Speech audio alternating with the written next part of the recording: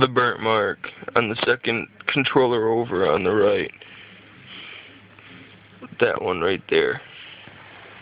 The lump and that white residue right there.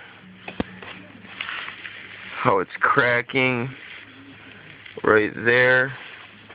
Cracking right there. And how that's all cracking right there.